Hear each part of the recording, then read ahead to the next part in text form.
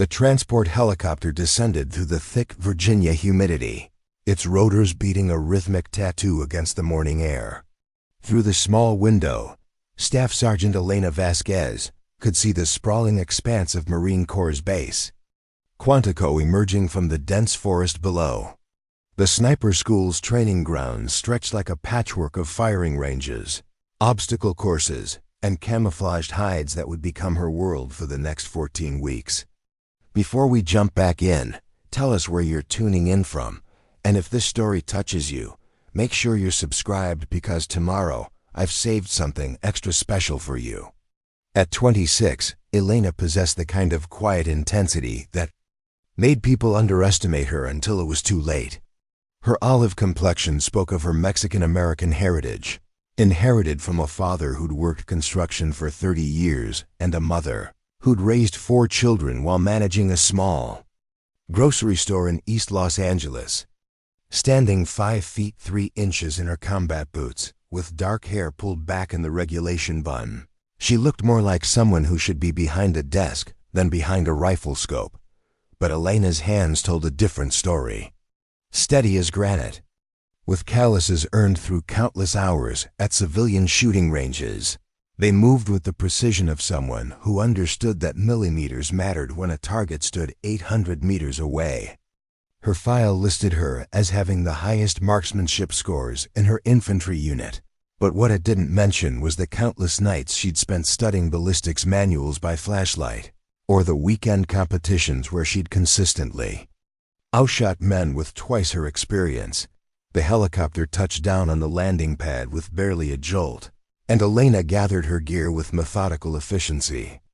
Her duffel bag contained everything she'd need for the most challenging course the Marine Corps offered: clothing that could withstand weeks in the field, personal equipment maintained to exacting standards, and a notebook already filled with trajectory calculations and environmental factors that most Marines never bothered to memorize. As she stepped off the aircraft, the Virginia heat hit her like a physical force.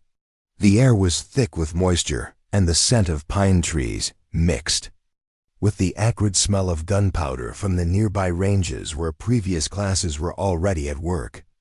In the distance, she could hear the sharp crack of high-powered rifles and the occasional bark of an instructor delivering corrections that could be heard across half the base. The Quantico Scout Sniper School was legendary within the Marine Corps, a place where the best marksmen came to become something more. The facility itself was deceptively simple, a collection of low-slung buildings, surrounded by thousands of acres of varied terrain that replicated every environment where a Marine sniper might find themselves deployed.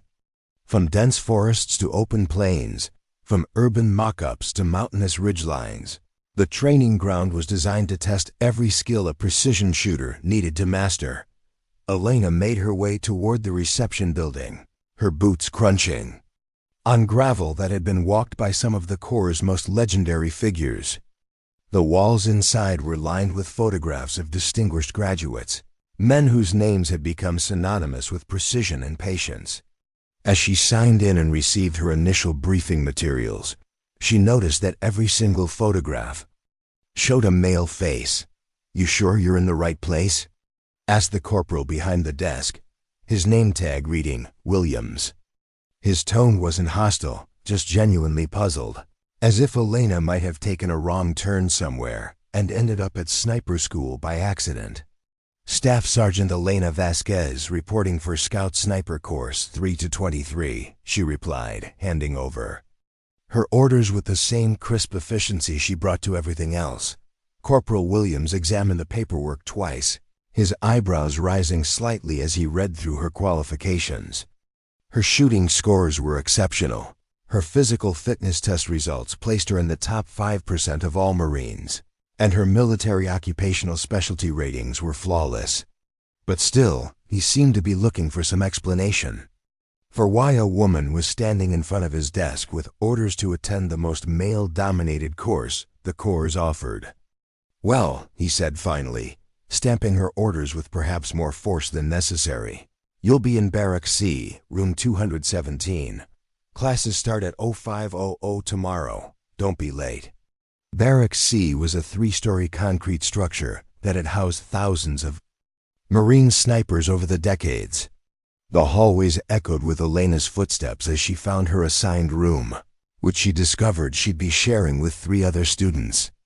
When she pushed open the door, she found her roommates already engaged in the ancient, military ritual of establishing dominance through displays of equipment and war stories.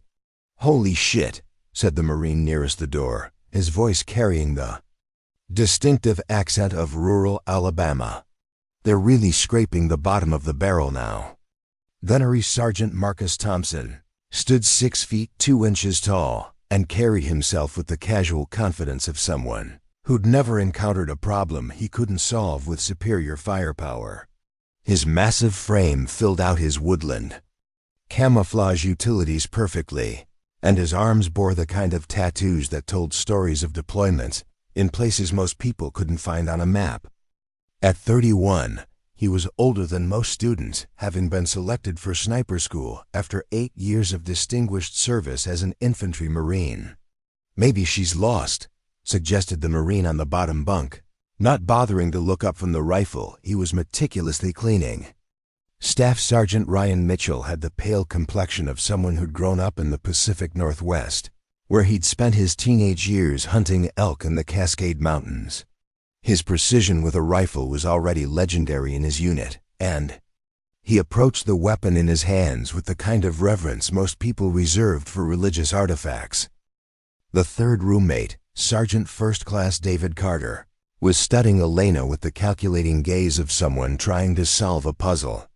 Originally from Detroit, he'd joined the Marines to escape a neighborhood where gunshots were common but rarely precise. His natural talent for marksmanship had been refined through 3 combat deployments, and he possessed the kind of street-smart intelligence that made him dangerous in ways that went beyond his ability with a rifle. "I'm Elena Vasquez," she said simply, setting her duffel bag on the remaining empty bunk. "I'm here for sniper school, same as you." The silence that followed was heavy with unspoken questions and barely concealed skepticism. Marcus Thompson was the first to recover, his Alabama drawl thick with amusement. "Well, I'll be damned. They really are letting anybody in these days." He extended a hand that completely engulfed Elena's when she shook it. "Marcus Thompson, but most folks call me Tank. Been waiting 3 years to get into this course." "Ryan Mitchell," said the Marine with the rifle, finally looking up from his cleaning. "And that weapon you're looking at is what real precision shooting looks like. Remington 700 in .308, hand-loaded rounds, custom trigger job. Took me 2 years to get her dialed in just right." David Carter remained silent, but his eyes continued to track Elena's movements as she began organizing her gear with the methodical precision that had become second nature. Her equipment was standard issue but immaculately maintained, and she handled each piece with the confidence of someone who understood exactly how it worked and why it mattered. "So," Marcus said, settling onto his bunk with the casual sprawl of someone making himself comfortable, "what's your story, Vasquez? How'd a little girl like you end up thinking she could hang with the big boys?" Elena had heard variations of this question countless times throughout her military career, and she'd learned that the best response was usually the simplest one. "Same way you did, I imagine. Shot well enough to get selected, passed the physical requirements, and got orders." "Shot well enough?" Ryan laughed, a sound without much humor. "Lady, do you have any idea what the washout rate is for this course?" 70%. 7 out of 10 Marines who walk through that door end up packing their bags and heading back to their units with their tails between their legs. And those are Marines who've been shooting since they could walk. "Where'd you learn to shoot?" David asked, speaking for the first time since Elena had entered the room. His question seemed casual, but she could sense the intelligence behind it, the way he was probing for information that might explain her presence. "My father took me hunting when I was 12, Elena replied, continuing to arrange her gear. "Started with a .22, worked my way up. Spent most weekends at the range through high school. Hunting rabbits and target shooting aren't exactly preparation for what we do here, Marcus said, his tone growing more serious. We're talking about putting rounds on human-sized targets at distances where most people can't even see what they're aiming at. This isn't a hobby, sweetheart. This is about life and death. Elena finally stopped organizing her equipment and turned to face her roommates directly. I understand what this course is about. I wouldn't be here if I didn't think I could handle it. The conversation was interrupted by a commotion in the hallway outside their room. Heavy footsteps and raised voices suggested that other students were arriving and having similar conversations. Through their open door, Elena could hear snippets of dialogue that made it clear word of her presence was already spreading through the barracks. Did you see the girl they assigned to Thompson's room? What the hell is the Corps thinking? This is supposed to be an elite course, not some diversity experiment. Ryan Mitchell shook his head as he listened to the comments from the hallway. You're going to have a rough time here, Vasquez. These guys aren't going to go easy on you just because you're a woman. If anything, they're going to push harder to prove you don't belong. I don't want anyone to go easy on me, Elena replied. I want to be judged on the same standards as everyone else. Careful what you wish for, David said quietly. The standards here aren't like anything you've experienced in regular infantry units. Instructors will push you until you break, and then they'll push some more to see if you can put yourself back together. Physical training that'll leave you wondering if you're going to die. Mental pressure that'll make you question everything you thought you knew about yourself. Marcus stood up from his bunk and moved to the window, looking out over the training areas where their education would take place. See that range out there? That's where they'll start you off, shooting at targets 600 meters away. Sounds easy, right? Well, they'll make you do it after running 5 miles, crawling through mud for an hour, and going without sleep for 24 hours. Then they'll tell you that missing the target means your imaginary spotter just died because you couldn't do your job.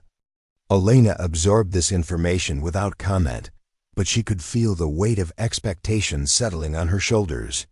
These men weren't trying to discourage her out of malice, she realized. They were genuinely concerned that she might not understand what she was getting herself into. Their skepticism wasn't personal.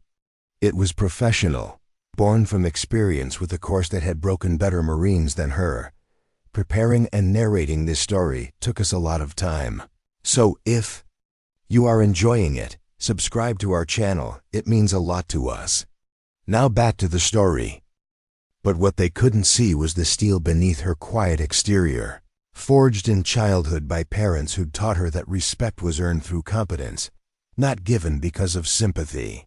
They didn't know about the nights she'd spent studying advanced mathematics to understand bullet trajectory, or the weekends she'd spent in all-weather conditions to learn how wind and temperature affected accuracy. That evening, Elena found herself alone in the barracks common room, studying the course curriculum while her roommates had gone to get dinner. The training schedule was intimidating, even to someone who'd spent months preparing. 14 weeks of progressively more difficult challenges, each one designed to test a different aspect of the skills a sniper needed to master. The first phase would focus on marksmanship fundamentals, but at distances and under conditions that would challenge even expert shooters. The second phase would add fieldcraft, the art of moving unseen through hostile territory and establishing shooting positions that provided both concealment and escape routes. The third phase would integrate everything into realistic combat scenarios, where a single mistake could mean mission failure. As she reviewed the material, Elena became aware of voices from the hallway outside. A group of students had gathered near the entrance to the common room, and their conversation was clearly about her. I heard she shot an expert on her qualification, but that doesn't mean squat here, one voice was saying. Shooting at stationary targets on a known distance range is kindergarten stuff compared to what we'll be doing. My money says she washes out in the first week, said another. Soon as they start running her ragged and making her carry a full pack for 20 miles, she'd be crying for her mommy. Assuming she even makes it that far, added a third voice. First time she has to low crawl through 100 meters of mud and thorns, she'd probably quit on the spot. Elena continued reading, giving no sign that she could hear every word. They were saying she'd learned long ago that the best response to doubt was usually no response at all, just quiet preparation and consistent performance. But she also made a mental note of the voices, filing away the tones and inflections so she'd recognize the speakers. When she met them face to face, the next morning arrived with the subtlety of a gunshot. At 0430, the lights in Barracks C blazed to life, followed immediately by the sound of a drill instructor's voice echoing through the halls like the wrath of an angry god. Rise and shine, ladies. Time to find out if you've got what it takes to be United States Marine snipers. Elena was awake instantly, her internal clock having prepared her for the early start. Around her, her roommates moved with the practiced efficiency of experienced Marines, but she could see the tension in their movements, the awareness that today would begin the most challenging period of their military careers.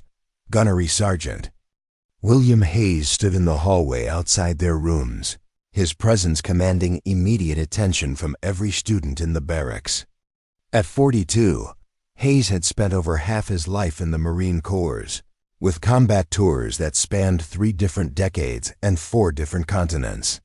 His weathered face bore the kind of tan that came from spending years in desert environments, and his eyes held the patient intensity of someone who'd learned to see targets that others missed entirely. Form up in the common room for initial briefing, Hayes commanded, his voice carrying the authority of someone who'd never had to repeat an order. You have 5 minutes to get dressed and present yourselves in proper uniform. Anyone who's late gets to start their sniper school experience with a 10-mile run. The next few minutes were a carefully choreographed dance of Marines getting dressed and equipped in record time. Elena moved with quiet efficiency, ensuring that every aspect of her uniform met the exacting standards she'd learned to maintain throughout her career.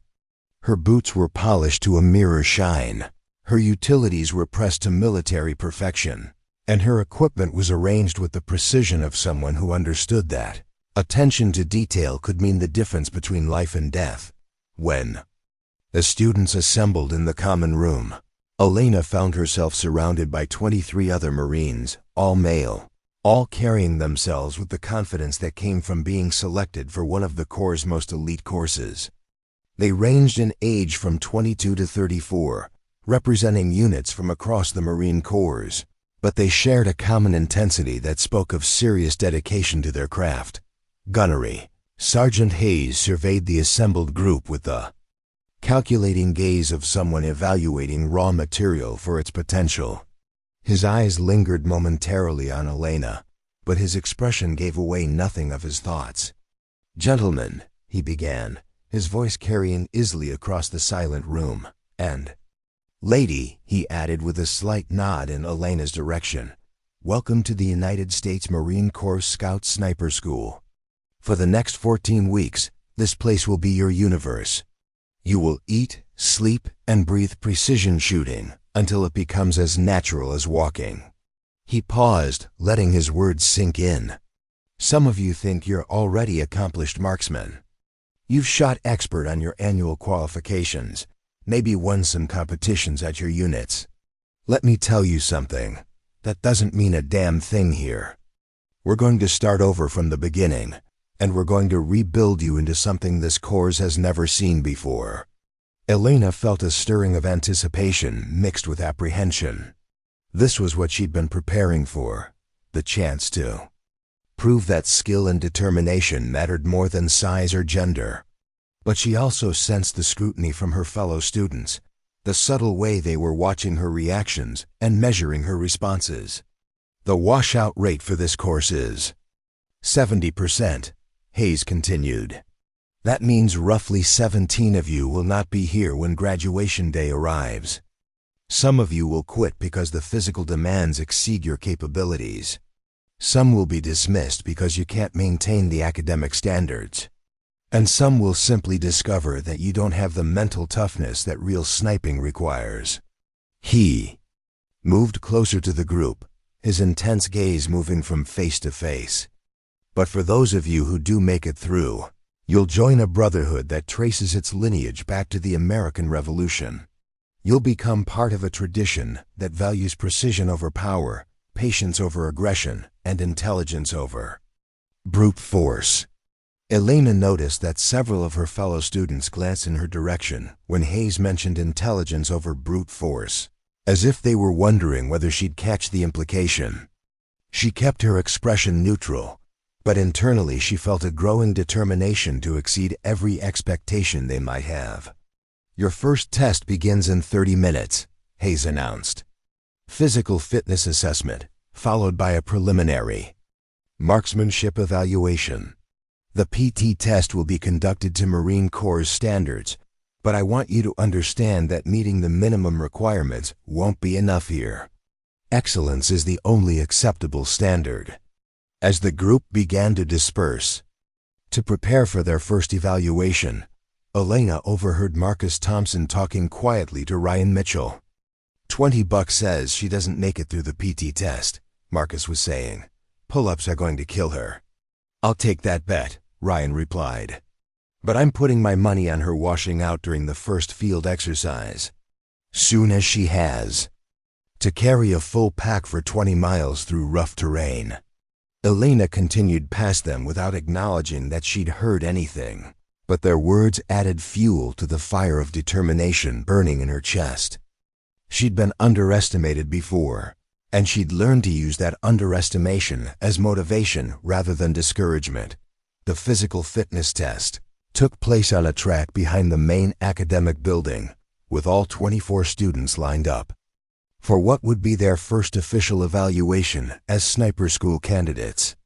Elena had been training for this moment for months, pushing herself through workouts that went far beyond the standard Marine Corps requirements. When it came time for pull-ups, she stepped up to the bar with quiet confidence. The minimum requirement for female Marines was 8 pull-ups, but Elena had been doing 25 in her regular workouts. As she grabbed the bar and began her ascent, she could feel the attention of every student and instructor focused on her performance. She completed 15 pull-ups with textbook form before dropping to the ground, her breathing steady and controlled. It wasn't her personal best, but it was more than respectable by any standard. Around her, she could hear murmurs of surprise from students who'd expected her to struggle. The rest of the PT test proceeded similarly, with Elena meeting or exceeding every standard without apparent difficulty. Her 3-mile run time placed her in the top quarter of the group, and her crunches score was competitive with anyone there, but it was the preliminary marksmanship evaluation that would prove to be the most revealing test of the day. The marksmanship evaluation took place on Range 47, a facility that stretched across nearly a mile of Virginia countryside. Unlike the standardized shooting ranges most Marines were familiar with, this was a precision shooter's proving ground, with targets placed at distances that pushed the limits of both equipment and human capability. Elena approached the firing line carrying her assigned rifle, an M405 that had been zeroed by the previous class, but would need to be adjusted to her specific shooting style. The weapon felt familiar in her hands despite being new to her personally. She'd spent countless hours studying its specifications and had trained with similar rifles during her preparation for the course. The first targets were positioned at 600 meters, distances where atmospheric conditions became critical. Factors in accuracy. A crosswind of 8 miles per hour was pushing across the range, and the morning sun was creating heat mirage that would distort target images through the rifle scope. For most shooters, these would be challenging conditions. For Elena, they represented the kind of real-world variables she'd been studying for months. "Listen up, people," announced Chief Instructor Master Sergeant Patricia Coleman, a woman whose presence immediately commanded respect from every Marine on the range. At 38, Coleman held the distinction of being one of only 12 female Marine snipers in the Corps' history, and her reputation for absolute precision was legendary. Throughout the sniper community, Alina felt a surge of hope seeing another woman in a position of authority within the sniper program. But Coleman's expression offered no hint of favoritism or special consideration.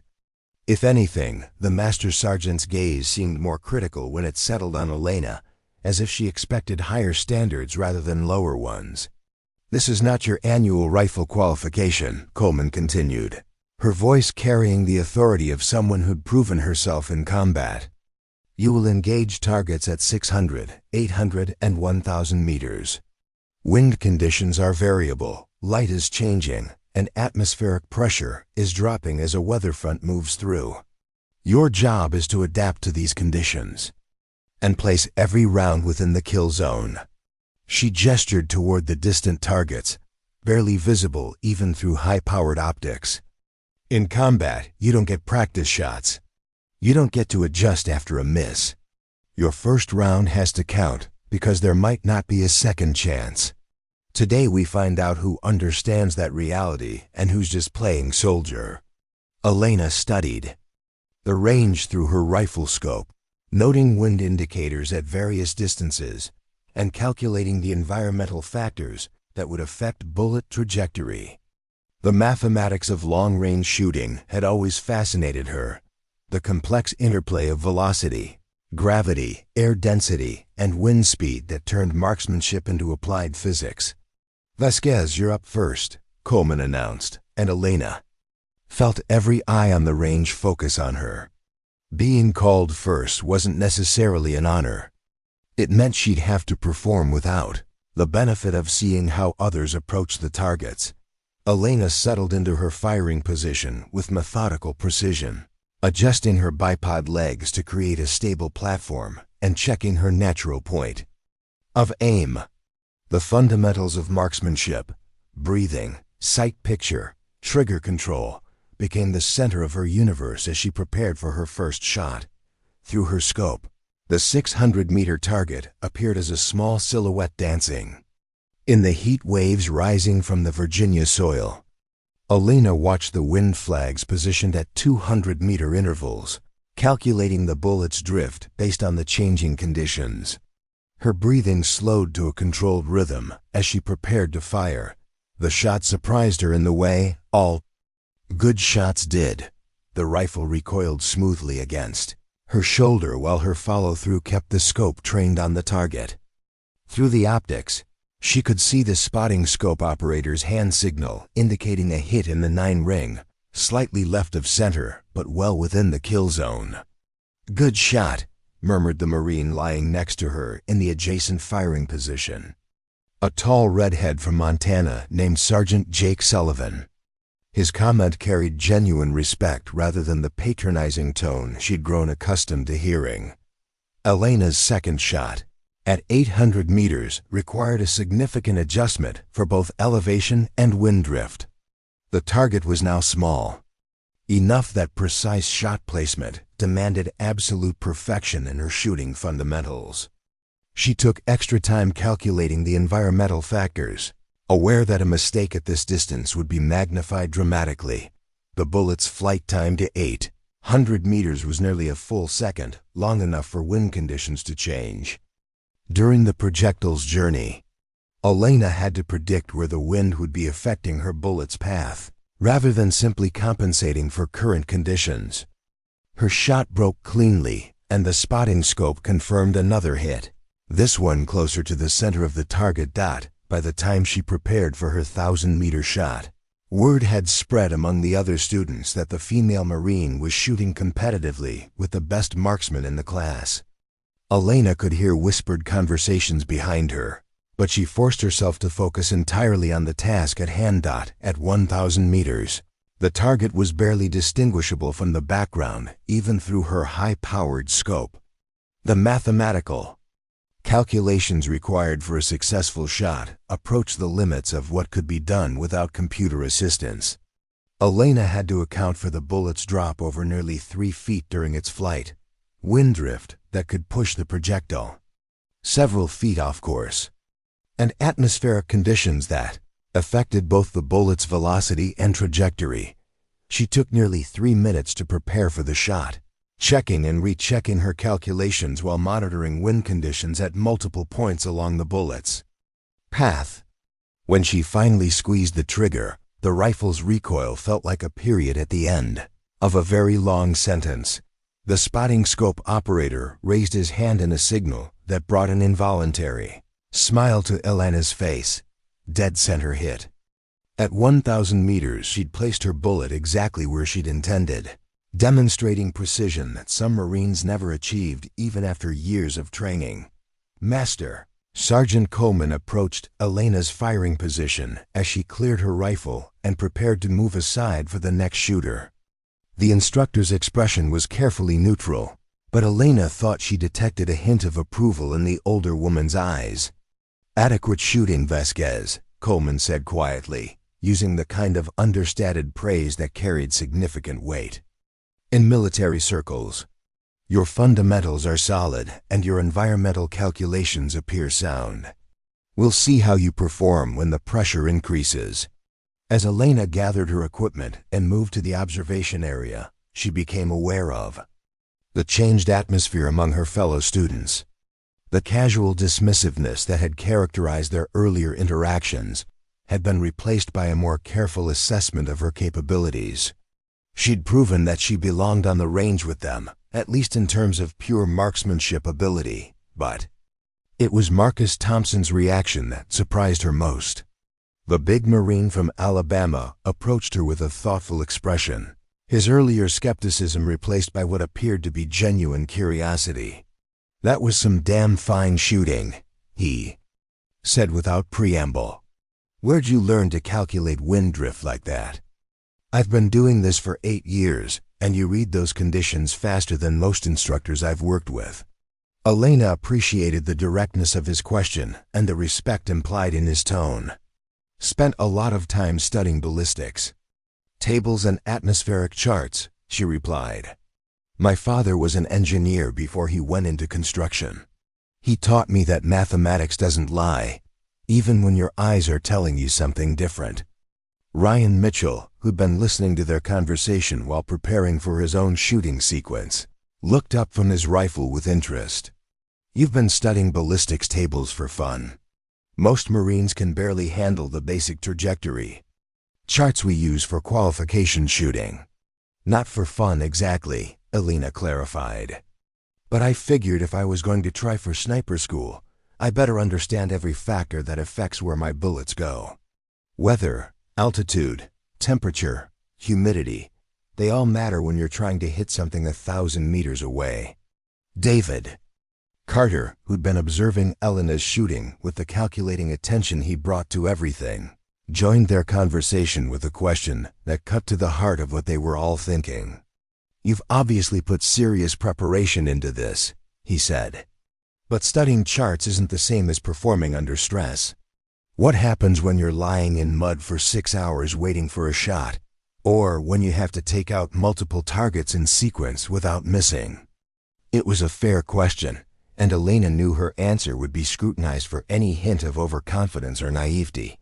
"I don't know," she said honestly. "That's why I'm here, to find out if I can handle those situations. But I figure solid fundamentals are a good place to start." Her honesty seemed to resonate with the group, and Elena realized she'd passed some kind of informal test. These Marines weren't looking for someone who claimed to have all the answers. They wanted someone who understood the questions and was committed to finding solutions. The rest of the morning was devoted to equipment familiarization and initial instruction in the technical aspects of precision shooting. Master Sergeant Coleman led them through detailed explanations of scope adjustments, ammunition selection, and the environmental factors that could affect bullet performance. Elena found herself in the unusual position of being able to contribute meaningfully to discussions that most students were hearing for the first time.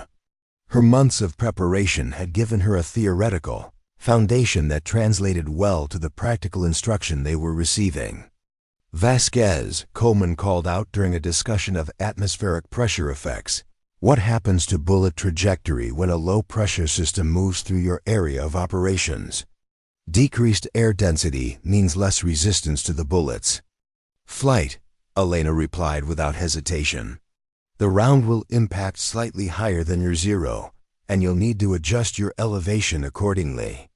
The effect becomes more pronounced at longer ranges. Correct. And why does that matter in a tactical situation? Elena considered the broader implications of the question.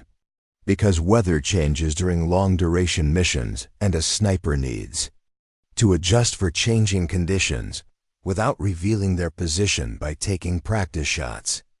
Coleman nodded approvingly. Exactly. The ability to predict environmental effects and adjust accordingly is what separates precision shooters from people who just happen to own accurate rifles. As the day progressed, Elena began to notice subtle changes in how her classmates interacted with her. The initial skepticism hadn't disappeared entirely, but it was being tempered by growing respect for her knowledge and capabilities. She was being included in technical discussions rather than ignored, and her opinions were being solicited rather than dismissed. But it was during the afternoon's first field exercise that Elena encountered her first real test of acceptance within the group. The students were divided into four-person teams for a basic stalking exercise, designed to evaluate their ability to move undetected across open terrain. Elena found herself assigned to a team with 3 Marines she hadn't worked with before: Staff Sergeant Liz Rodriguez from Texas, Sergeant Tommy Anderson from North Carolina, and Corporal Michael Foster from Oregon. All 3 were experienced infantry Marines with solid reputations, but none had shown the obvious technical knowledge that characterized her interactions with Marcus Ryan and David. "All right, people," announced Instructor Staff Sergeant Kevin Walsh, a lean Marine whose movements suggested he'd spent significant time learning to be invisible. "This exercise is about fieldcraft, not marksmanship.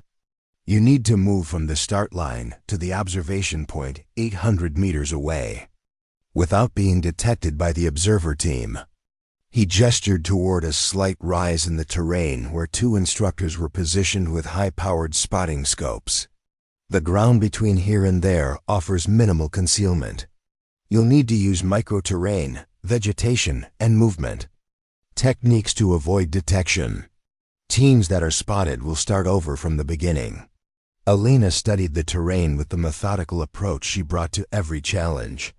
The route to the objective crossed open ground broken by shallow depressions, scattered brush, and occasional rocks that might provide concealment. Success would require patience, careful route planning, and precise movement techniques. "So how do we want to handle this?" asked Luz Rodriguez, looking around at his teammates. "Straight line approach, or do we want to take the long way around? Through that depression to the north?" Tommy Anderson pointed toward a series of small rises that might offer concealment. "Those little hills might give us some dead space if we time our movement right. Observers going to have trouble seeing into the low ground behind them." Elena had been studying the terrain while her teammates talked, and she'd noticed something they'd missed. "There's a dry creek bed that runs most of the way to our objective," she said, pointing toward a subtle line of vegetation that indicated water flow during rainy seasons. "It's not obvious from here, but if we can get into it without being seen, it should provide concealment from most of our approach." Michael Foster followed her pointing finger, squinting against the afternoon glare. "I don't see any creek bed." "You sure you're not looking at shadows?"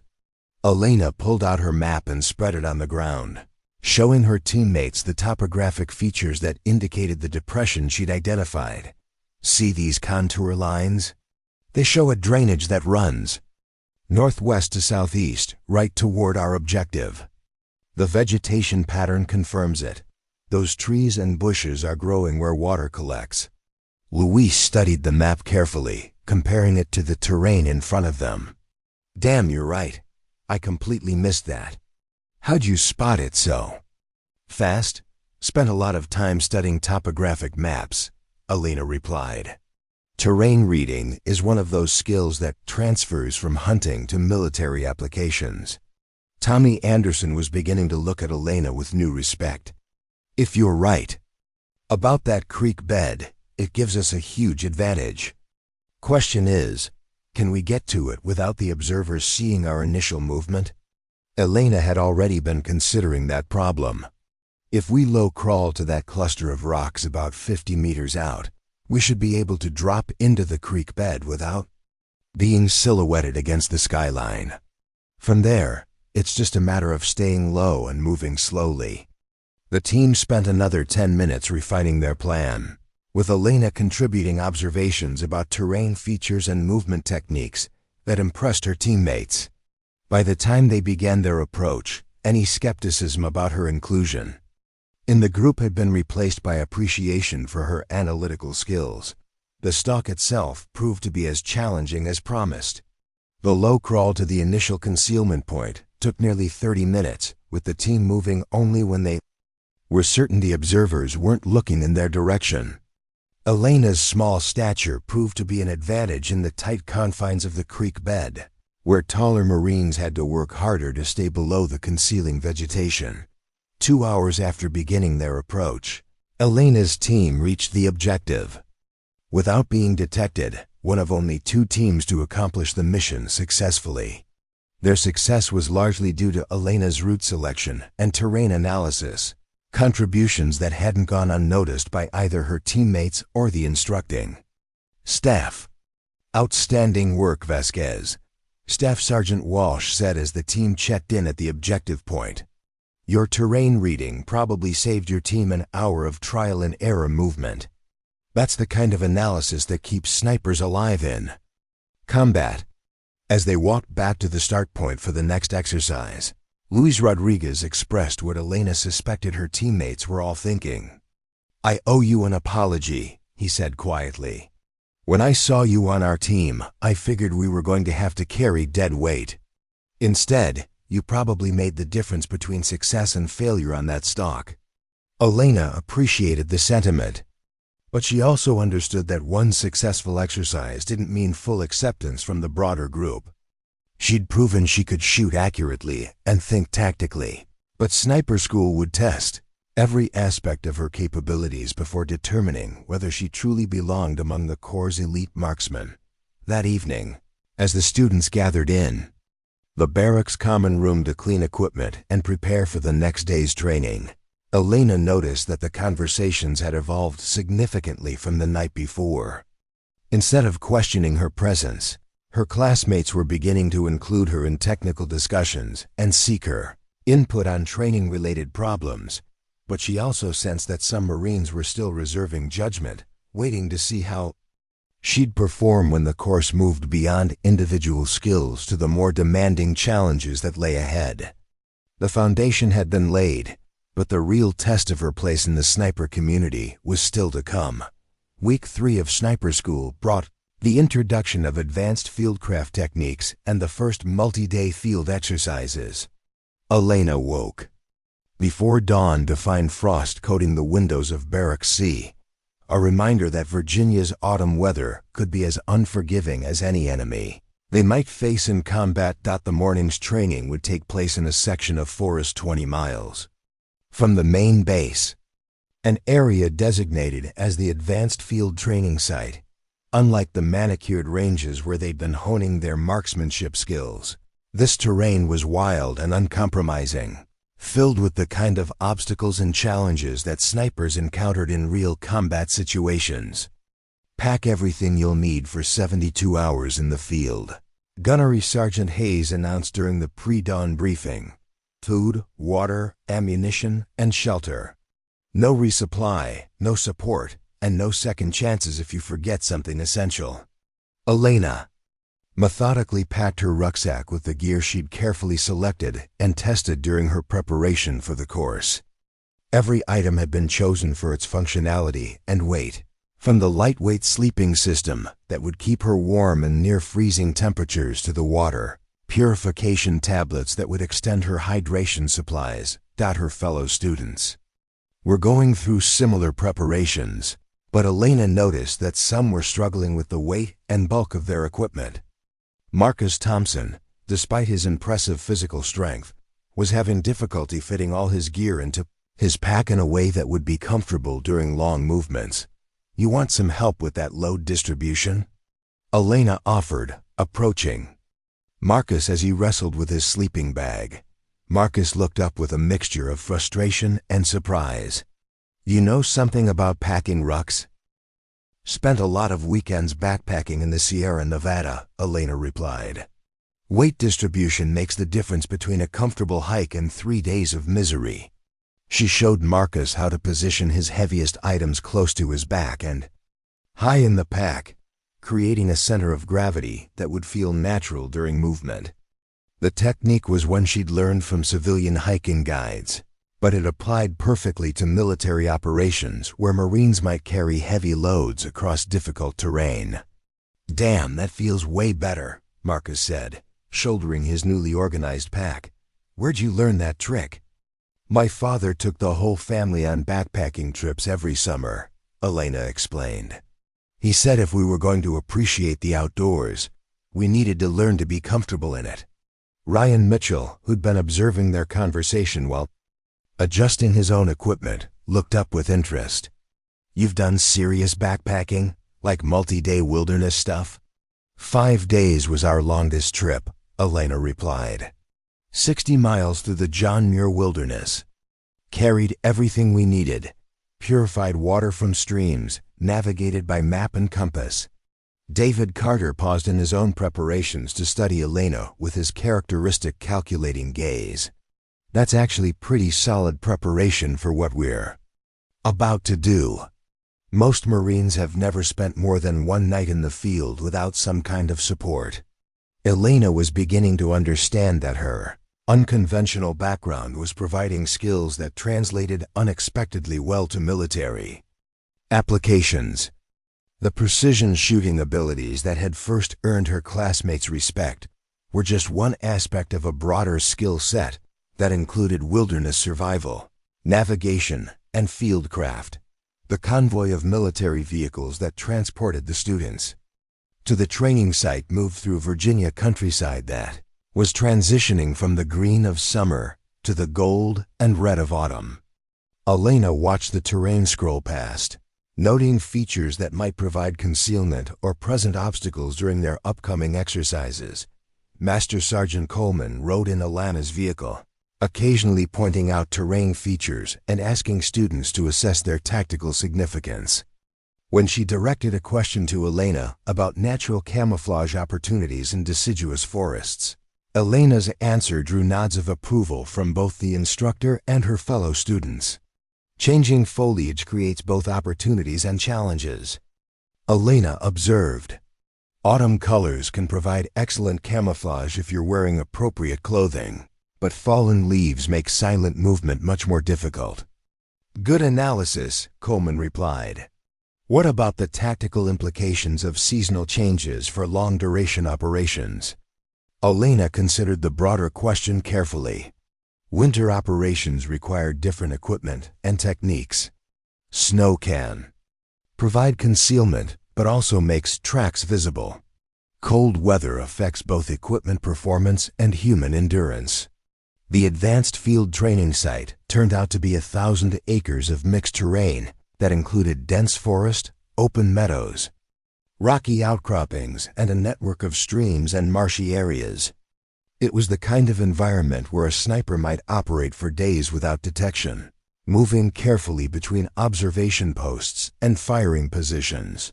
"For the next 3 days, you'll be operating in 4-person teams," Instructor Staff Sergeant Walsh announced as the students gathered around a terrain model of their area of operations. Each team will be assigned sectors to observe, targets to engage, and intelligence to collect. Elena found herself assigned to Team Charlie, along with Marcus Thompson, Ryan Mitchell, and Sergeant First Class Robert Hayes, a Marine from Kentucky whose calm demeanor and obvious competence had earned respect throughout the class. The team composition felt like recognition that she'd proven herself worthy of working with some of the course's strongest students. Our first mission is reconnaissance, Walsh continued, handing each team leader a sealed envelope containing specific instructions. Intelligence indicates enemy activity in your assigned sectors. Your job is to locate, identify, and report on hostile forces without being detected. Elena opened their team's mission envelope and spread the contents on the ground for her teammates to examine. Their assigned sector was a valley system 3 kilometers from their current position, with suspected enemy observation posts on the surrounding high ground. Looks like we'll need to cross some pretty open terrain to get into position, Marcus observed. Studying the aerial photographs included in their mission packet, Ryan traced possible approach routes with his finger. If we follow this creek line, we should have concealment for most of the movement, but we'll be exposed crossing these 2 ridge lines. Elena studied the terrain model carefully, noting features that didn't show clearly in the photographs. What about this approach from the northwest? It's longer, but we'd have tree cover almost all the way to our observation point. Robert Hayes, who'd been quietly analyzing the tactical situation, looked up from the mission materials. Elena's route gives us better concealment, but it adds 4 hours to our movement time. If we're compromised on the shorter route, we might not have time to recover. The team spent 30 minutes planning their approach, with Elena contributing observations about terrain navigation and movement techniques.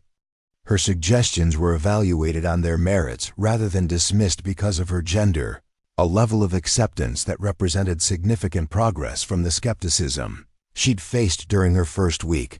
Their movement to the objective area began in the pre-dawn darkness, with Elena serving as the team's point navigator.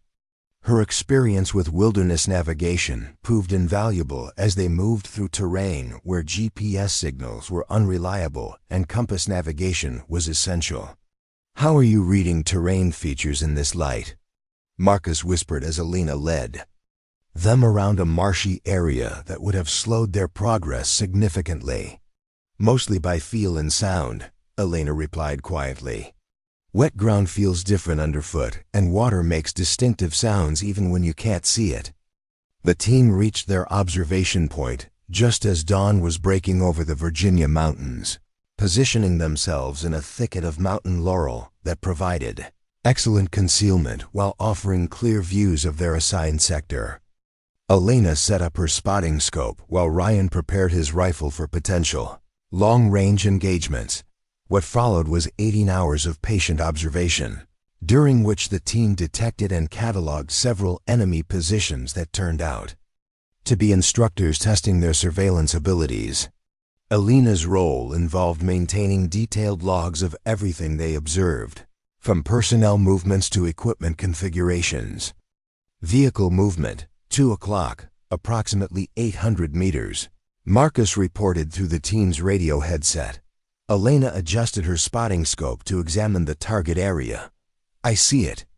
Looks like a simulated patrol, 4 personnel in woodland. Camouflage. They're moving northwest along the ridgeline." The observation exercise tested every aspect of their fieldcraft training, from camouflage and concealment to target identification and communication procedures. Elena discovered that her patience and attention to detail, qualities that had served her well in civilian hunting situations, translated perfectly to military surveillance operations. But it was during their second day in the field that Elena encountered her first serious challenge to the acceptance she'd been building within the sniper community. While conducting a movement exercise between observation posts, her team was captured by an opposing force and subjected to a prisoner of war simulation. The exercise was designed to test students' resistance to interrogation and their ability to maintain operational security under stress. Elena found herself separated from her teammates and facing an interrogator, whose job was to extract information about their mission and capabilities. "So we've got ourselves a female sniper," said the role-playing interrogator, a Marine captain whose aggressive demeanor was clearly designed to create psychological pressure. "That's interesting. Tell me, how exactly did you end up in a man's job?" Elena maintained the stoic silence she'd been trained to adopt, providing only her name, rank, and service number as required by the Geneva Convention. But the interrogators' questions quickly became more personal and more challenging to ignore.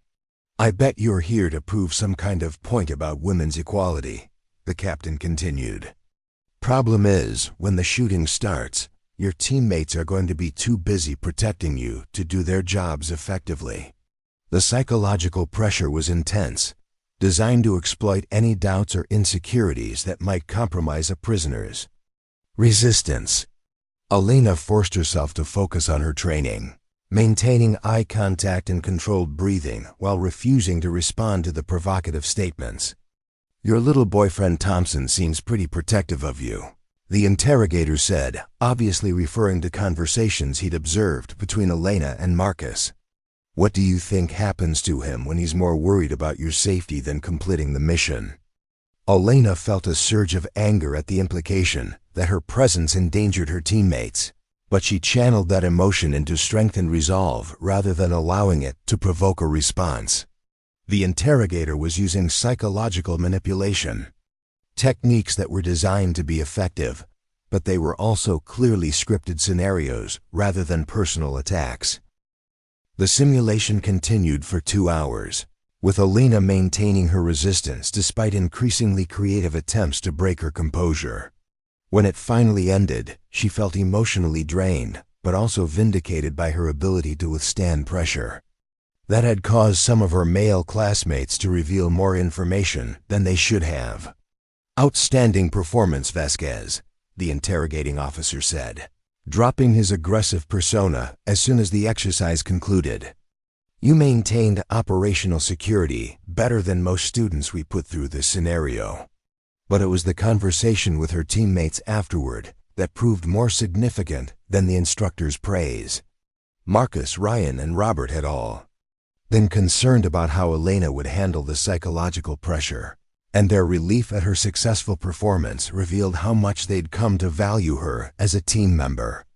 "I was worried they might try to use your gender against you," Marcus admitted as the team regrouped after the exercise. "Some of those interrogation scenarios get pretty personal." "They did try," Elena replied. "But the techniques they were using were obvious enough that they just made me more determined not to give them anything." Ryan looked at her with new respect. "Most of us have never been through anything like that before." "How'd you stay so calm?" Elena considered her answer carefully. "I think growing up as the only daughter in a family with 3 older brothers taught me something about not letting people get under my skin with words." Robert Hayes, who'd been quietly observing their conversation, nodded approvingly. "That's good psychological preparation for this job. Snipers often operate isolated from friendly forces, and mental toughness can be as important as shooting ability." The remainder of their field exercise proceeded with Elena's teammates treating her as a fully integrated member of their team, rather than someone who needed special consideration or protection. She contributed equally to their tactical planning, shared equally in the physical demands of their operations, and demonstrated the reliability that her teammates needed to trust her in combat situations. On their final night in the field, as the team prepared for an early morning extraction, Elena found herself reflecting on how much had changed since her arrival at sniper school. The skepticism and hostility she'd initially encountered had been replaced by professional respect and genuine camaraderie with most of her classmates. But she also understood that acceptance within a training environment was different from acceptance in combat, and that her ultimate test would come when lives depended on her performance, rather than just grades and evaluations. "You know what I realized out here?" Marcus said as they conducted their final equipment check before the extraction. "Having you on the team actually makes us better, not weaker." "How do you figure?" Elena asked, genuinely curious about his assessment. "Because you make us think more carefully about everything we do," Marcus replied. "Your questions and observations force us to examine our assumptions and consider alternatives we might have missed." Ryan nodded agreement. "Plus, you bring skills that complement what we already know." That terrain navigation stuff you showed us, the way you read environmental conditions, that's knowledge that makes the whole team more effective. Elena appreciated their comments, but she also knew that her real test lay ahead. The advanced phases of sniper school would push every student to their limits, and she would need to prove herself repeatedly as the challenges became more demanding and the stakes higher. As their extraction helicopter appeared over the tree line. The next morning, Elena looked back at the training area, where she'd spent the last 3 days proving that she belonged among the Marine Corps' elite marksmen. The forest had been unforgiving, the weather challenging, and the tactical problems complex, but she'd met every test and earned the respect of teammates who had initially doubted her capabilities. The real war for acceptance was far from over. But Elena was beginning to believe that victory was possible. Week 7 of Sniper School brought the beginning of urban warfare training, a phase that would test the students' ability to operate in the complex environment of cities and towns, where civilian populations, multi-story buildings, and endless hiding places created challenges that didn't exist in wilderness settings. Elena stood at the edge of the urban training complex, a sprawling facility designed to replicate the kind of war-torn cityscape where Marine snipers might find themselves deployed. The mock city contained residential buildings, commercial structures, industrial facilities, and even a partially destroyed section that simulated battle damage. Every building had been constructed with multiple firing positions, concealed observation posts, and realistic interiors that could house civilians, enemy combatants, or both. Urban sniping is a completely different animal from anything you've learned so far, announced Chief Instructor Master Sergeant Coleman as she led the remaining 18 students through their initial briefing. 6 Marines had already washed out of the program, unable to meet the demanding standards of precision shooting, physical endurance, and mental toughness that the course required. Elena noticed that she was now the only woman remaining in the program, a fact that hadn't escaped the attention of her classmates or the instructing staff. The pressure to succeed had intensified as each week passed, with the understanding that her failure would likely be attributed to her gender rather than individual capability. In rural environments, you have the luxury of distance and concealment. Coleman continued, urban operations compress everything.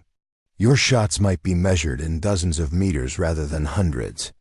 Your concealment comes from shadows and architectural features rather than vegetation. And civilian considerations become paramount. The instructor gestured toward a detailed model of the training complex that occupied the center of their briefing room. For the next 3 weeks, you'll be operating in this environment. You'll learn to establish hides in attics and stairwells, to calculate angles of fire through windows and doorways, and to distinguish between combatants and non-combatants when you have seconds to make the decision. Elena studied the urban model with the same analytical intensity she brought to every new challenge. The tactical problems were immediately apparent: limited fields of fire, multiple levels requiring different elevation calculations, and the constant threat of being flanked or surrounded by enemy forces operating in 3 dimensions. Vasquez, Coleman called out, what do you see as the primary challenge in urban sniper operations? Elena considered the question carefully, aware that her answer would be scrutinized by both instructors and classmates. Target identification. Ma'am, in rural settings, anyone in your area of operations is likely hostile. In urban environments, you have to distinguish between combatants and civilians while making split-second decisions. Correct. And what are the implications of that requirement? It means urban snipers need different skills, Elena replied. Understanding human behavior, recognizing weapons and equipment, reading body language and movement patterns. The technical shooting skills are still important, but they're not sufficient by themselves. Coleman nodded approvingly. Exactly. Urban sniping requires a different mindset and different techniques. Some of you will discover that skills which served you well in rural environments don't translate effectively to city fighting. The class was divided into 6 three-person teams for their initial urban training exercise. Elena found herself assigned to Team Alpha with Marcus Thompson and a Marine she hadn't worked closely with before, Staff Sergeant Carlos Mendez from California, whose reputation as a talented marksman was matched by his skills as a demolitions expert. "So we get the diversity squad," Mendez said with a slight smile as they reviewed their mission assignment. Mexican-American, African-American from Alabama, and the only woman in the class. Somebody in the instructor cadre has a sense of humor. Elena appreciated Mendez's directness and the lack of hostility in his observation. After 7 weeks of proving herself repeatedly, she'd earned enough respect that most of her classmates treated her presence as unremarkable rather than controversial. "At least we know we can work together," Marcus replied. "Elena's been carrying her weight since day one, and you've got technical skills none of the rest of us can match." Their mission involved establishing an observation post in the urban training complex and maintaining surveillance on a specific intersection where intelligence suggested enemy movement would occur. Success would be measured not just by their ability to detect targets, but by their capacity to operate undetected for extended periods while maintaining detailed intelligence logs. Elena studied the building they'd been assigned to occupy.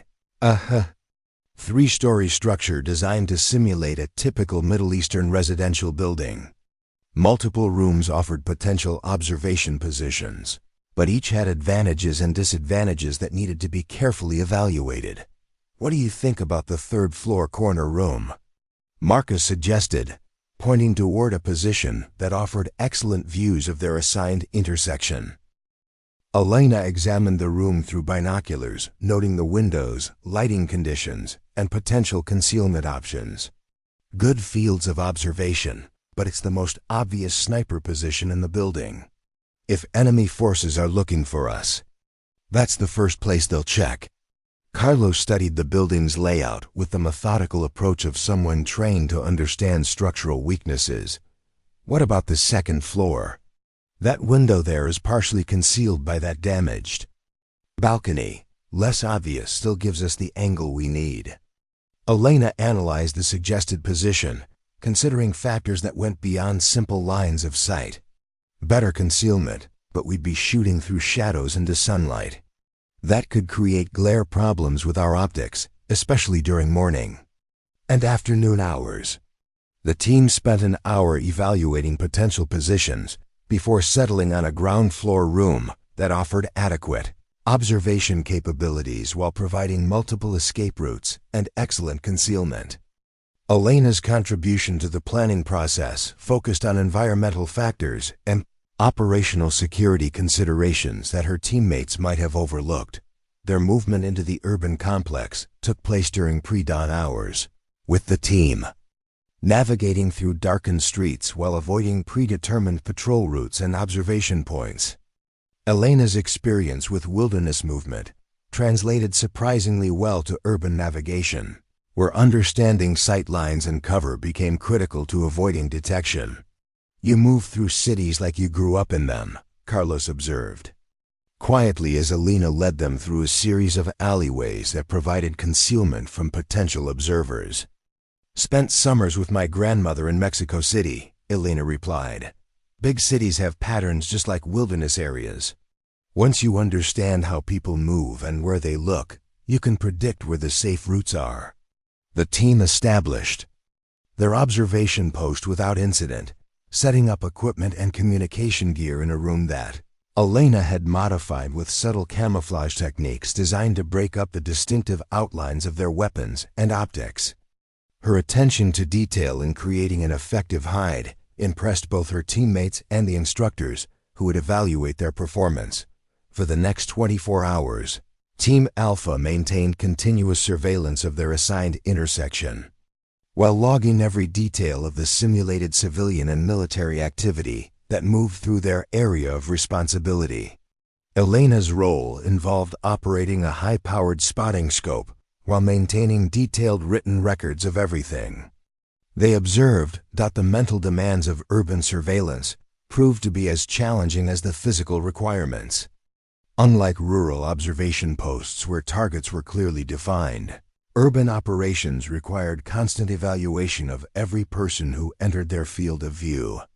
Elena had to distinguish between civilians going about their daily business and role-playing enemy combatants whose presence indicated tactical significance. Movement, southeast corner, second floor window, Elena reported through their team radio. Single individual, adult male, observing the intersection with what appears to be optical equipment.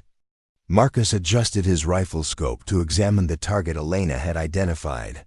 I see him. Looks like he's conducting counter-surveillance. Definitely not civilian behavior. Carlos confirmed the observation through his own optics before making the radio call that would officially report the sighting to their exercise controllers. Control, this is Team Alpha.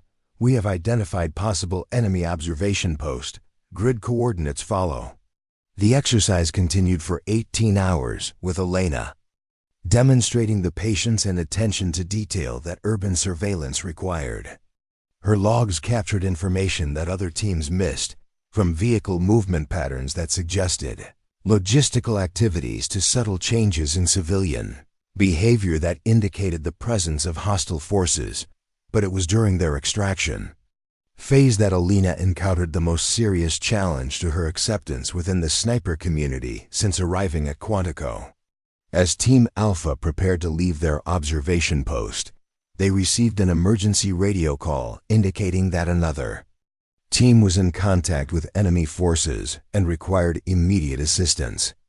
Team Charlie is pinned down in Building 7, came the urgent transmission from their exercise controller. They need immediate fire support to break contact and extract safely. Elena felt her pulse accelerate as the scenario shifted from observation to direct action. This was the kind of situation where split-second decisions and precise shooting could mean the difference between mission success and catastrophic failure. Her teammates would be depending on her marksmanship skills under pressure, more extreme than anything they'd experienced in training. Marcus quickly established a firing position that offered clear lines of sight to Building 7, where Team Charlie was engaged in a firefight with role-playing enemy forces. I can see muzzle flashes from the third floor, but I need positive identification of targets before I can engage. Elena positioned herself with her spotting scope, scanning Building 7 for any sign of Team Charlie's location and the enemy forces that were threatening them. The urban environment made target identification exponentially more difficult than rural engagements, with multiple levels, confusing sight lines, and the constant possibility that civilians might be caught in the crossfire. I have Team Charlie on the second floor, northeast corner, Elena reported. 3 Marines in defensive positions. Enemy forces appear to be on the third floor, directly above their position. The tactical situation was complex and dangerous.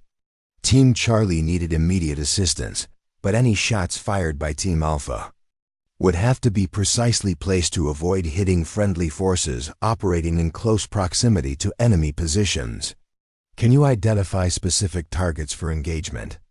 Marcus asked, his rifle trained on Building 7 but unable to distinguish between friendly and hostile forces without Elena's guidance. Elena studied the building through her high-powered optics, noting movement patterns and equipment configurations. That would help her distinguish between the role-playing combatants. The pressure was intense, with the knowledge that her target identification skills would directly impact her teammates' ability to provide effective support. I have 2 confirmed enemy positions, Elena reported. Third floor, windows facing northeast and northwest. Both positions are separated from friendly forces by at least 1 floor level, minimal risk of fratricide. Marcus adjusted his aim based on Elena's guidance, preparing to engage targets that he couldn't clearly see without her assistance. The partnership between sniper and spotter had become critical to mission success, with Elena's observational skills directly enabling Marcus's. Shooting capabilities. Target 1 acquired, Marcus reported. Ready to engage on your command. Elena maintained her observation of the building, monitoring both the enemy position she'd identified and Team Charlie's location to ensure that friendly forces remained clear of potential lines of fire.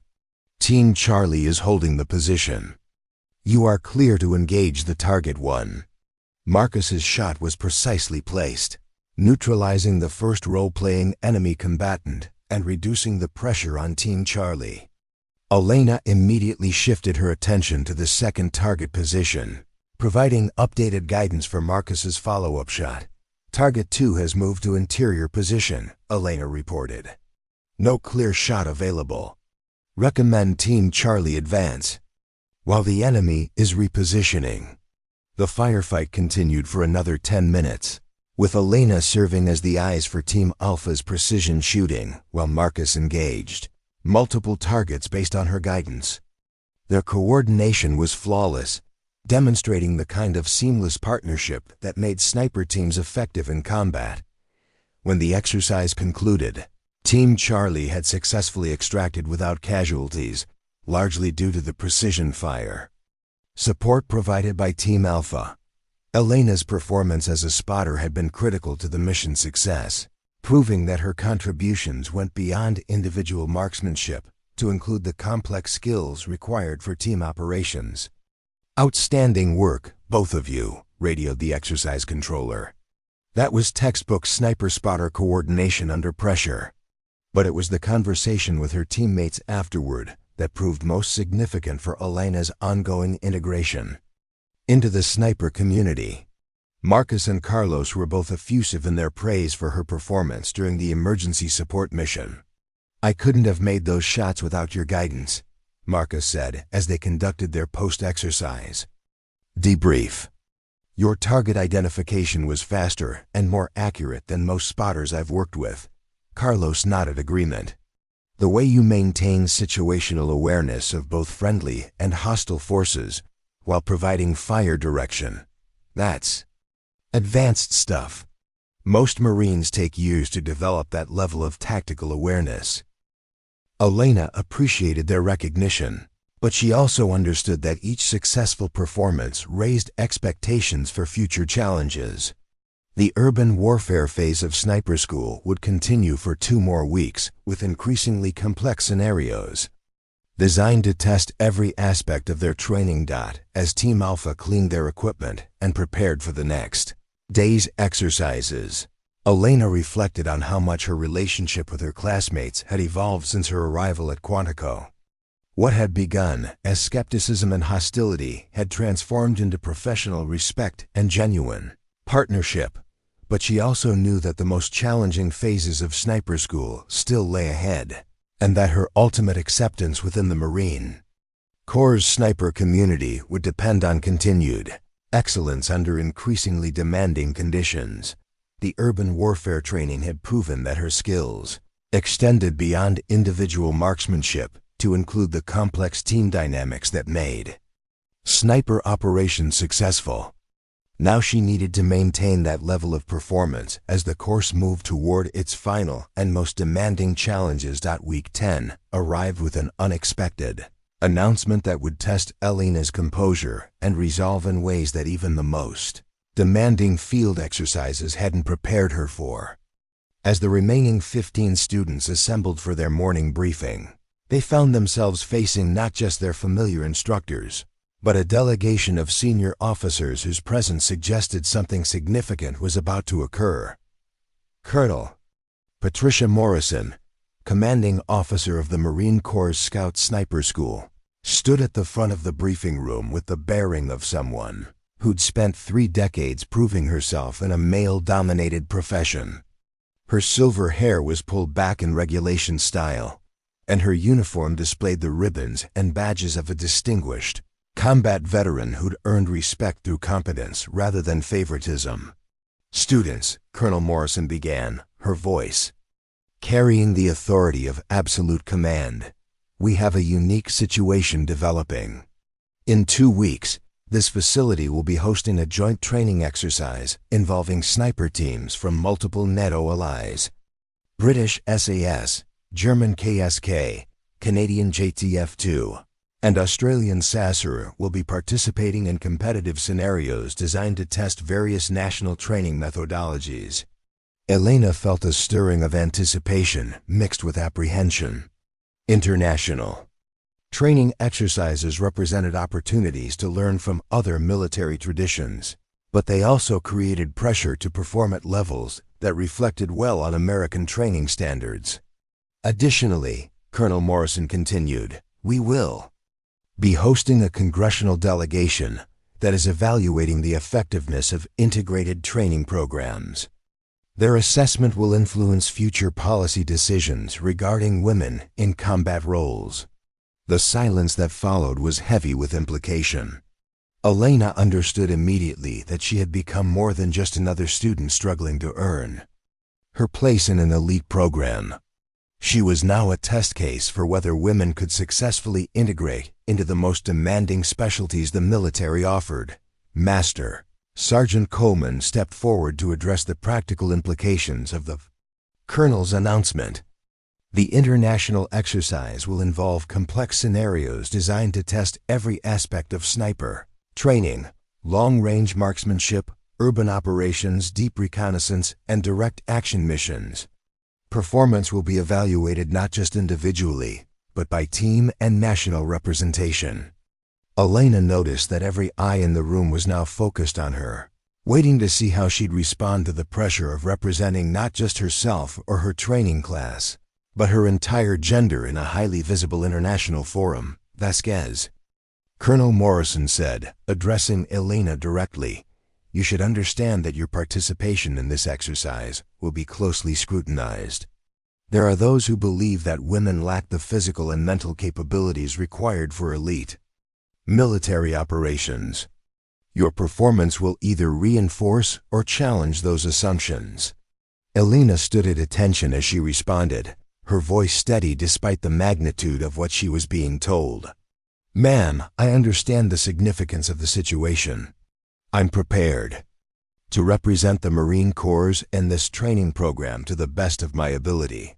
"Good," Colonel Morrison replied, "because failure is not an option. Not for you, not for this program, and not for the future of women in combat roles." The next 2 weeks would represent the culmination of everything Elena had learned and overcome during her time at sniper school. But first, she had to complete the final phase of her formal training, a comprehensive field exercise that would test every skill she developed over the previous 10 weeks. The exercise, known as the final training problem, would take place over 5 days in a remote section of Virginia mountains where students would operate independently while accomplishing a series of increasingly complex missions.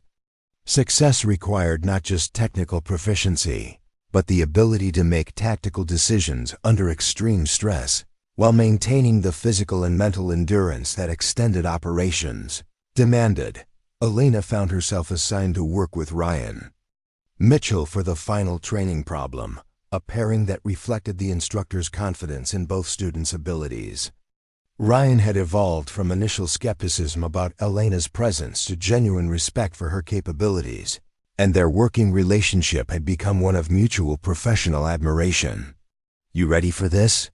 Ryan asked as they conducted their final equipment preparation. Their gear list included everything needed for 5 days of independent operations: weapons, ammunition, food, water, shelter, communication equipment, and specialized tools for their assigned missions. "As ready as I can be," Elena replied, checking the 0 on her M405 rifle one final time. "What's your assessment of our mission set?" Ryan studied their sealed orders, which wouldn't be opened until they reached their area of operations. "Based on the terrain and duration, I'm guessing we'll have long-range interdiction targets, some kind of reconnaissance requirement, and probably an urban scenario to finish." Elena nodded, her analysis of the situation reaching similar conclusions. The psychological pressure is going to be as challenging as the technical requirements. Everyone knows what's riding on our performance. Their insertion into the training area took place via helicopter at dawn, with Elena and Ryan dropped at a remote landing zone 30 kilometers from their first objective. As the aircraft disappeared over the mountains, they found themselves alone in wilderness that would either prove their readiness for graduation or expose gaps in their training that would require remediation. First mission is long-range reconnaissance, Ryan announced after opening their orders. We need to establish an observation post overlooking a valley system and report on simulated enemy activity for the next 24 hours.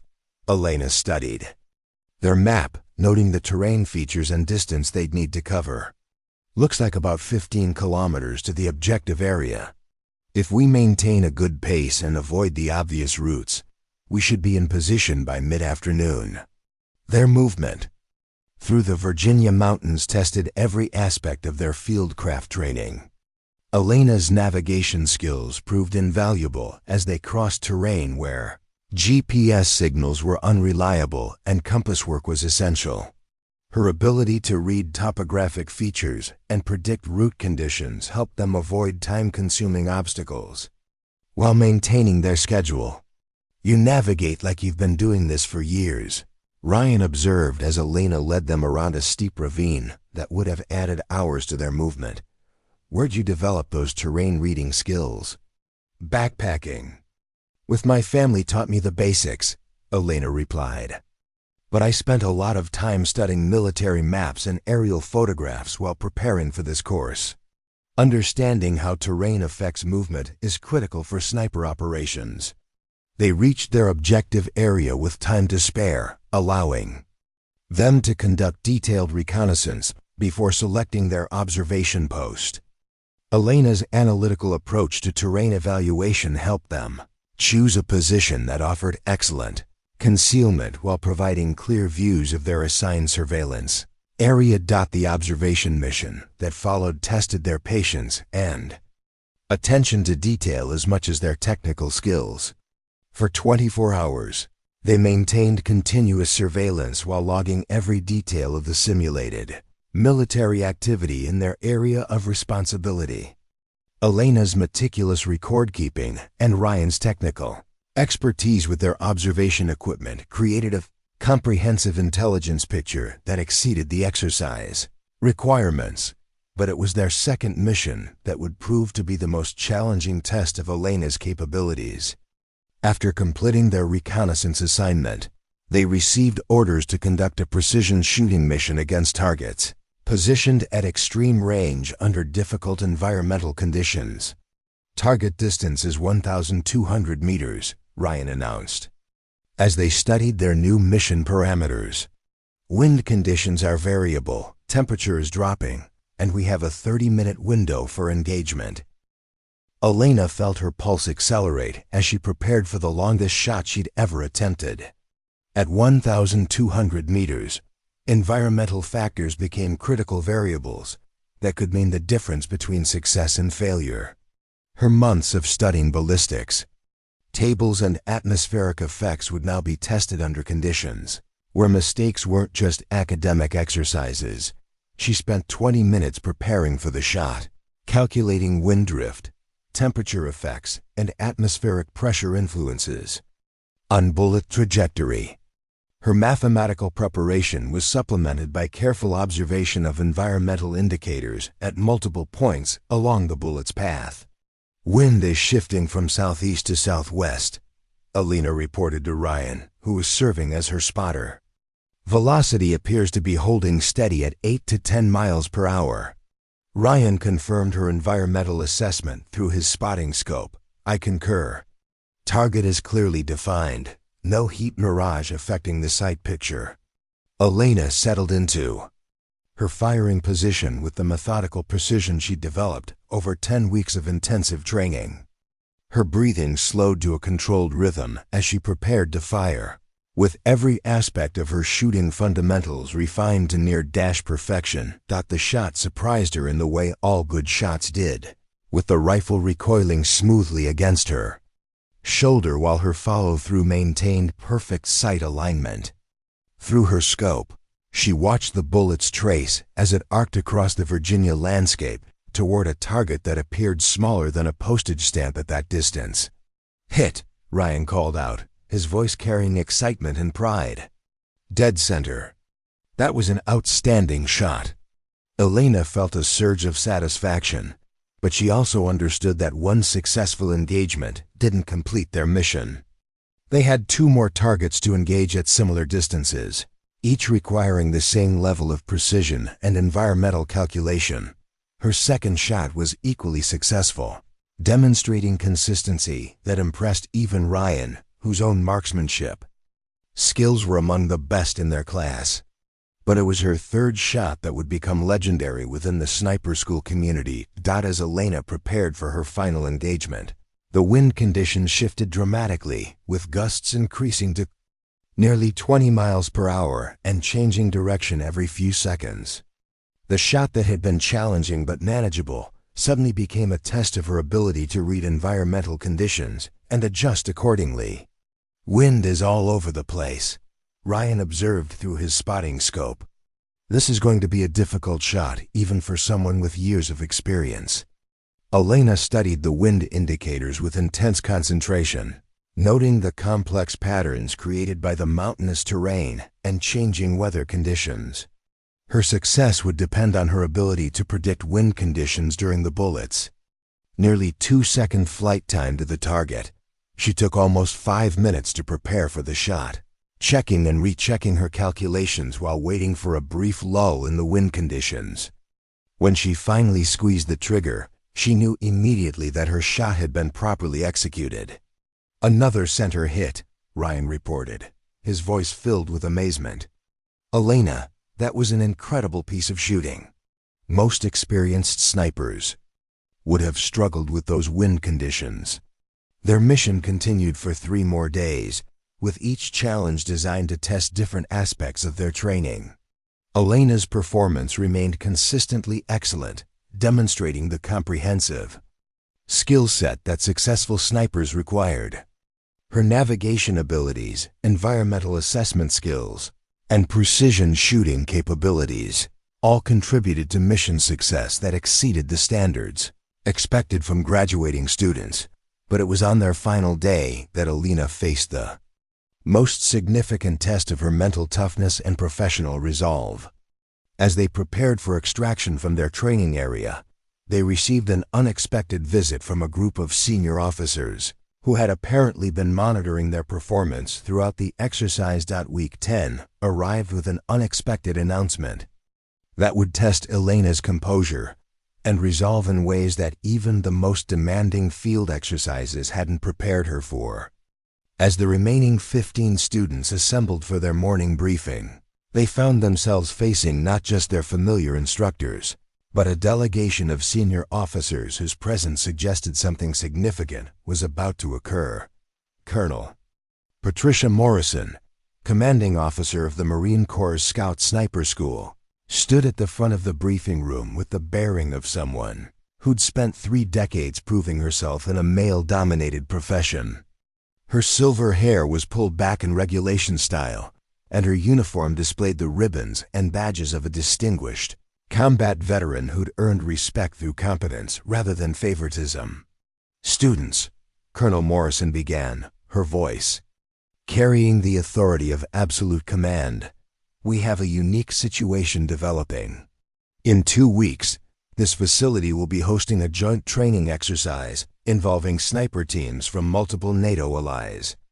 British SAS, German KSK, Canadian JTF-2, and Australian SASR will be participating in competitive scenarios designed to test various national training methodologies." Elena felt a stirring of anticipation mixed with apprehension.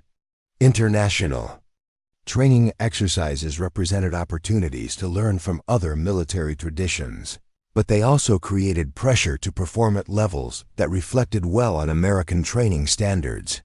Additionally, Colonel Morrison continued, "we will be hosting a congressional delegation that is evaluating the effectiveness of integrated training programs. Their assessment will influence future policy decisions regarding women in combat roles. The silence that followed was heavy with implication. Elena understood immediately that she had become more than just another student struggling to earn her place in an elite program. She was now a test case for whether women could successfully integrate into the most demanding specialties the military offered. Master Sergeant Coleman stepped forward to address the practical implications of the colonel's announcement. The international exercise will involve complex scenarios designed to test every aspect of sniper training, long-range marksmanship, urban operations, deep reconnaissance, and direct action missions. Performance will be evaluated not just individually, but by team and national representation. Elena noticed that every eye in the room was now focused on her, waiting to see how she'd respond to the pressure of representing not just herself or her training class, but her entire gender in a highly visible international forum. Vasquez. Colonel Morrison said, addressing Elena directly, "You should understand that your participation in this exercise will be closely scrutinized. There are those who believe that women lack the physical and mental capabilities required for elite military operations.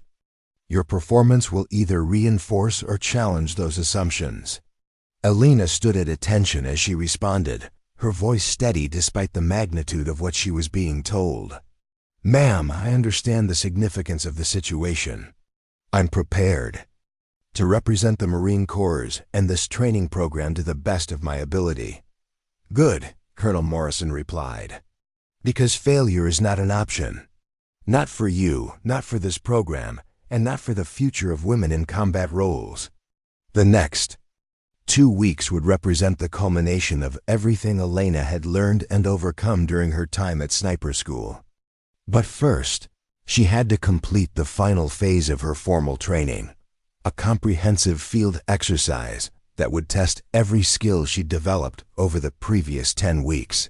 The exercise, known as the final training problem, would take place over 5 days in a remote section of Virginia mountains where students would operate independently while accomplishing a series of increasingly complex missions.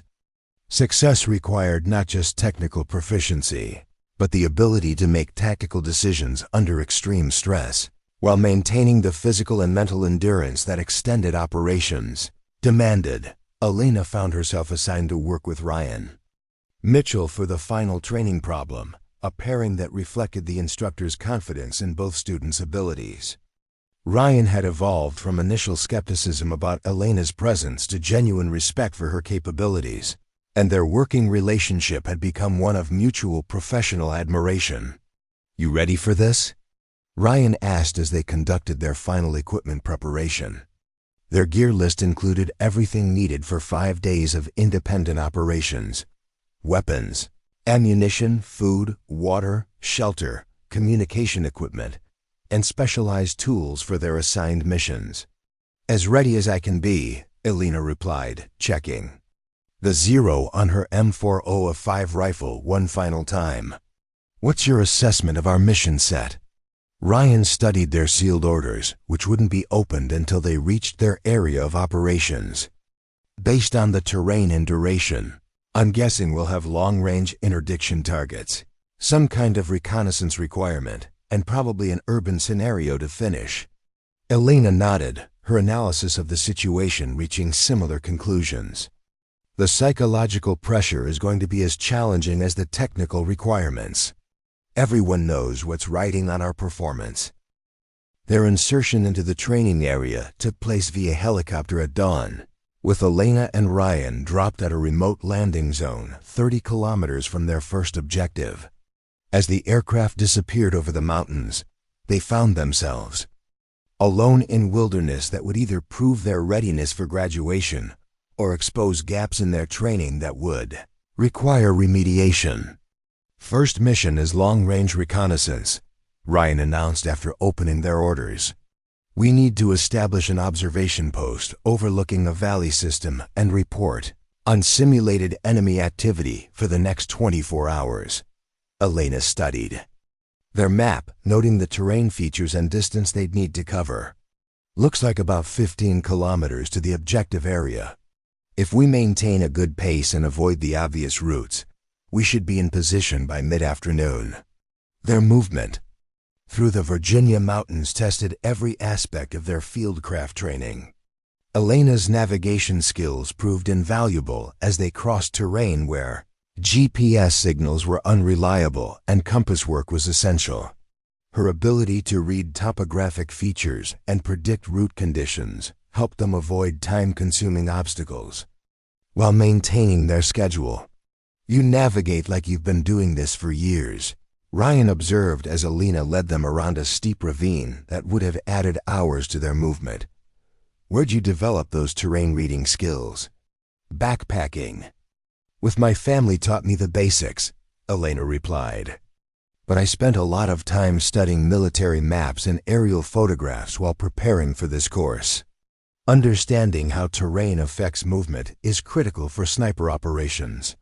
They reached their objective area with time to spare, allowing them to conduct detailed reconnaissance before selecting their observation post. Elena's analytical approach to terrain evaluation helped them choose a position that offered excellent concealment while providing clear views of their assigned surveillance area. The observation mission that followed tested their patience and attention to detail as much as their technical skills. For 24 hours, they maintained continuous surveillance while logging every detail of the simulated military activity in their area of responsibility. Elena's meticulous record-keeping and Ryan's technical expertise with their observation equipment created a comprehensive intelligence picture that exceeded the exercise requirements, but it was their second mission that would prove to be the most challenging test of Elena's capabilities. After completing their reconnaissance assignment, they received orders to conduct a precision shooting mission against targets positioned at extreme range under difficult environmental conditions. Target distance is 1,200 meters, Ryan announced as they studied their new mission parameters. Wind conditions are variable, temperature is dropping, and we have a 30-minute window for engagement. Elena felt her pulse accelerate as she prepared for the longest shot she'd ever attempted. At 1,200 meters, environmental factors became critical variables that could mean the difference between success and failure. Her months of studying ballistics tables and atmospheric effects would now be tested under conditions where mistakes weren't just academic exercises. She spent 20 minutes preparing for the shot, calculating wind drift, temperature effects, and atmospheric pressure influences on bullet trajectory. Her mathematical preparation was supplemented by careful observation of environmental indicators at multiple points along the bullet's path. "Wind is shifting from southeast to southwest," Elena reported to Ryan, who was serving as her spotter. "Velocity appears to be holding steady at 8 to 10 miles per hour. Ryan confirmed her environmental assessment through his spotting scope. "I concur. Target is clearly defined, no heat mirage affecting the sight picture." Elena settled into her firing position with the methodical precision she'd developed over 10 weeks of intensive training. Her breathing slowed to a controlled rhythm as she prepared to fire, with every aspect of her shooting fundamentals refined to near-dash perfection. The shot surprised her in the way all good shots did, with the rifle recoiling smoothly against her shoulder while her follow-through maintained perfect sight alignment. Through her scope, she watched the bullet's trace as it arced across the Virginia landscape toward a target that appeared smaller than a postage stamp at that distance. "Hit," Ryan called out, his voice carrying excitement and pride. "Dead center." That was an outstanding shot. Elena felt a surge of satisfaction, but she also understood that one successful engagement didn't complete their mission. They had 2 more targets to engage at similar distances, each requiring the same level of precision and environmental calculation. Her second shot was equally successful, demonstrating consistency that impressed even Ryan, whose own marksmanship skills were among the best in their class. But it was her third shot that would become legendary within the sniper school community. As Elena prepared for her final engagement, the wind conditions shifted dramatically, with gusts increasing to nearly 20 miles per hour and changing direction every few seconds. The shot that had been challenging but manageable suddenly became a test of her ability to read environmental conditions and adjust accordingly. "Wind is all over the place," Ryan observed through his spotting scope. "This is going to be a difficult shot even for someone with years of experience." Elena studied the wind indicators with intense concentration, noting the complex patterns created by the mountainous terrain and changing weather conditions. Her success would depend on her ability to predict wind conditions during the bullets. Nearly 2-second flight time to the target. She took almost 5 minutes to prepare for the shot, checking and rechecking her calculations while waiting for a brief lull in the wind conditions. When she finally squeezed the trigger, she knew immediately that her shot had been properly executed. "Another center hit," Ryan reported, his voice filled with amazement. "Elena, that was an incredible piece of shooting." Most experienced snipers would have struggled with those wind conditions. Their mission continued for 3 more days, with each challenge designed to test different aspects of their training. Elena's performance remained consistently excellent, demonstrating the comprehensive skill set that successful snipers required. Her navigation abilities, environmental assessment skills, and precision shooting capabilities all contributed to mission success that exceeded the standards expected from graduating students. But it was on their final day that Elena faced the most significant test of her mental toughness and professional resolve. As they prepared for extraction from their training area, they received an unexpected visit from a group of senior officers who had apparently been monitoring their performance throughout the exercise. Colonel Morrison arrived with 2 other officers, whose presence suggested that Elena's performance was being evaluated at the highest levels of the Marine Corps' hierarchy. The impromptu meeting took place in a forest clearing where Elena and Ryan had established their final bivouac site.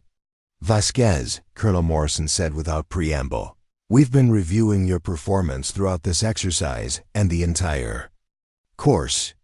Your scores are exceptional, your tactical judgment is sound, and your technical proficiency meets or exceeds graduation standards." Elena stood at attention, unsure where the conversation was heading, but sensing that something significant was about to be revealed. "However," Colonel Morrison continued, "we want to discuss the international exercise that's approaching. The pressure on you will be intense, and the scrutiny will be unlike anything you've experienced during training." One of the accompanying officers, a Marine general whose rank insignia commanded immediate respect, stepped forward to address Elena directly. "Young lady, you should understand that there are people in this military and in Congress who are looking for you to fail. They want to use any shortcoming in your performance as justification for excluding women from combat specialties." Elena felt the weight of expectation settling on her shoulders like a physical burden. "Sir, I understand the significance of the situation. I'm committed to performing at the highest possible level." "We believe you are," the general replied. "But we also want you to understand that success in this international exercise could open doors for future generations of women who want to serve in elite military units." Colonel Morrison added her own perspective to the conversation. "Elena, you've already proven that you belong in this program. Now you have the opportunity to prove that other women can follow in your footsteps." As the officers departed, and Elena prepared for extraction from the training area, she reflected on how much her situation had evolved since arriving at Quantico. What had begun as a personal challenge to prove her individual capabilities had become something much larger, a test case for the future of women in combat roles. The international exercise was now just 1 week away, and Elena knew that everything she'd worked for would be decided in those crucial few days. Up next, you've got 2 more standout stories right on your screen. If this one hits the mark, you won't want to pass these up. Just click and check them out. And don't forget to subscribe. And turn on the notification bell so you don't miss any upload from us.